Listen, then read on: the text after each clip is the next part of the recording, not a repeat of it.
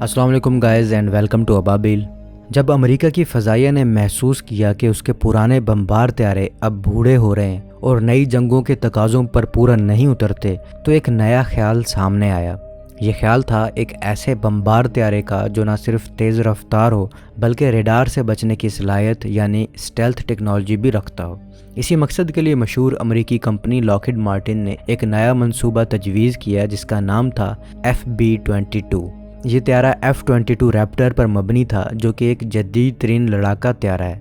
FB-22 کو علاقائی بمبار یعنی کہ ریجنل بومبر کے طور پر پیش کیا گیا، یعنی اسے مخصوص علاقوں میں حملے کے لیے استعمال کیا جانا تھا تاکہ امریکہ کے پرانے اور دور مار کرنے والے بمبار طیاروں کا ساتھ دے سکے۔ یہ طیارہ تیز رفتار بھی ہوتا، جدید بھی، اور اس میں ریڈار کو چکمہ دینے کی صلاحیت بھی شامل ہوتی۔ لاکہیڈ مارٹن نے اس ڈیزائن میں زیادہ تر وہی پرزے اور ٹیکنالوجی استعمال کرنے کا سوچا جو پہلے سے F-22 میں موجود تھے تاکہ اس کی تیاری پر کم خرچ آئے۔ ابتدائی طور پر یہ منصوبہ امریکی فضائیہ کی درخواست پر نہیں تھا، لیکن 2002 میں امریکی فضائیہ کے کچھ اعلیٰ افسران نے اس میں دلچسپی لینا شروع کر دی، جن میں secretary of the Air Force James Roche بھی شامل تھے۔ لاکہیڈ مارٹن کا مقصد یہ تھا کہ F-22 کی رفتار اور زمین پر حملہ کرنے کی صلاحیت کو بڑھایا جائے لیکن اخراجات کو کم رکھا جائے۔ اس لیے کئی ڈیزائن بنائے گئے جن میں F-22 کے ڈھانچے کو تبدیل کیا گیا تاکہ زیادہ ہتھیار رکھے جا سکیں۔ ایک ڈیزائن FB-22-1 کہلایا جس میں طیارے کے جسم کو لمبا اور چوڑا کیا گیا۔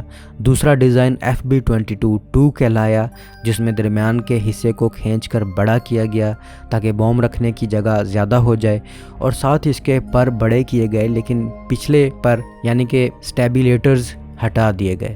تاہم بعد میں معلوم ہوا کہ اس قسم کی تبدیلی سے وزن اور لاگت میں 25 سے 30% تک اضافہ ہو سکتا ہے، لہٰذا کمپنی نے فیصلہ کیا طیارے کے بنیادی جسم کو زیادہ نہ چھیڑا جائے، صرف پر بڑے کیے جائیں جن کا زاویہ وہی رہے جو F-22 میں ہے۔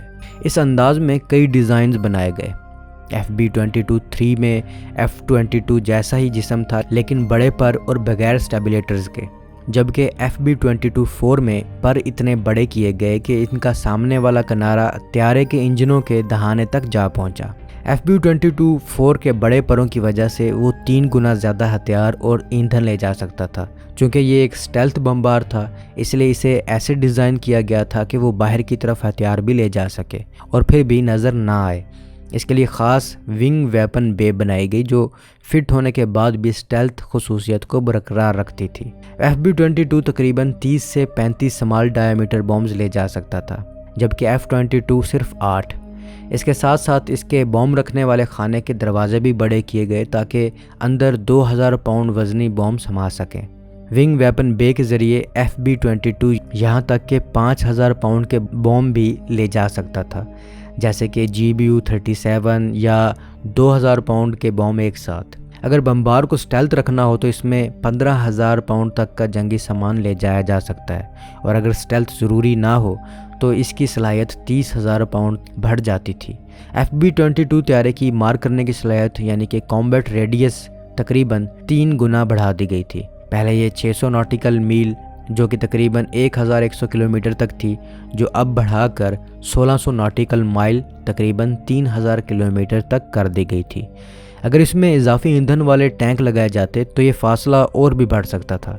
اس طیارے کو اب ایک علاقائی بمبار سمجھا جانے لگا جو کہ امریکہ کے دوسرے بھاری طیاروں جیسے کہ F-111، F-15E، B-1 اور B-2 کی جگہ لے سکتا تھا۔ FB-22 کا اگلا حصہ تقریباً 1.5 میٹر بڑھایا گیا تاکہ ایک دوسرا پائلٹ بھی بیٹھ سکے جو ہتھیاروں کے نظام کا نگران ہو، جو کہ WSO ہوتا ہے، اور پرواز میں پائلٹ کا کام کم کر سکتا ہے۔ FB-22 میں وہی انجن استعمال کیے جانے تھے جو F-22 میں ہوتے ہیں، یعنی کہ پریٹ اینڈ وائٹنی F-119، لیکن ان میں معمولی تبدیلی کی جانی تھی تاکہ وہ زیادہ طاقتور ہوں اور کم رفتار پر بھی مؤثر انداز میں کام کر سکیں۔ طیارے کی رفتار آواز سے تیز یعنی کہ سب سونک ہو سکتی تھی لیکن سپر کروز کی صلاحیت نہیں رکھتا تھا، یعنی بغیر آفٹر برنر کے آواز سے تیز نہیں اڑ سکتا تھا۔ FB-22 کی مختلف قسمیں تجویز کی گئی تھیں۔ ایک ورژن کی زیادہ سے زیادہ رفتار ماک 1.92 تک ہوتی، جبکہ دوسرا ورژن جس کے پر بہت بڑے ہوتے اس کی رفتار ماک 1.5 کے قریب ہوتی۔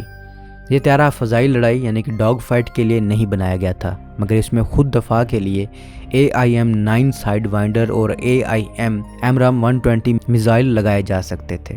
شروع میں یہ سوچا گیا تھا کہ طیارے کو آخری شکل دینے کی ذمہ داری بوئنگ کمپنی کو دی جائے گی۔ لاکہیڈ مارٹن F-22 کے مختلف حصے جیسے درمیانی ڈھانچہ ٹیکساس میں بناتا تھا اور مکمل طیارہ جارجیا میں تیار ہوتا تھا۔ چونکہ بوئنگ کے پاس ونگز اور ایویونک سسٹم بنانے کا تجربہ تھا، اس لیے اسے طیارے کی آخری اسمبلی سیٹل میں کرنے کا کہا گیا۔ FB-22 کا تقریباً 80% نظام F-22 جیسا ہی ہوتا، جس سے لاگت کم ہو جاتی۔ اندازہ لگایا گیا تھا کہ FB-22 کی تیاری پر صرف اتنی ہی لاگت آئے گی جو کسی نئے بمبار طیارے کے مقابلے میں صرف 25% ہوگی، یعنی 5 سے 7 ارب امریکی ڈالر۔ 2003 میں امریکی ایئر فورس کے سیکریٹری جیمز روچے نے کہا تھا کہ وہ 150 FB-22 طیارے سروس میں شامل کرنا چاہتے ہیں۔ 2004 میں لاکہیڈ مارٹن نے یہ طیارہ باقاعدہ طور پر ایئر فورس کو پیش کیا، لیکن 2006 میں دفاعی پالیسی پر نظر ثانی کے بعد یہ منصوبہ ختم کر دیا گیا۔ وجہ یہ تھی کہ حکومت اب ایسا طیارہ چاہتی تھی جو اس سے بھی زیادہ فاصلے تک جا سکے۔ FB-22 کے بعد ایک نیا منصوبہ نیکسٹ جنریشن بومبر شروع کیا گیا، جو بعد میں تبدیل ہو کے لانگ رینج سٹرائک بومبر کہلایا۔ اس منصوبے کا نتیجہ B-21 ریڈر کی شکل میں نکلا۔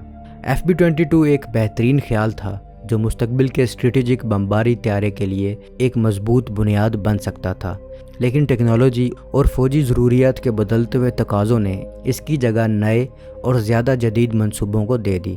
FB-22 کی کہانی ہمیں یہ سکھاتی ہے کہ فوجی ٹیکنالوجی کی دوڑ میں نہ صرف طاقت بلکہ مستقبل کی منصوبہ بندی بھی اہم ہوتی ہے۔ تو اب تک کے لیے اتنا ہی۔ Subscribe for more.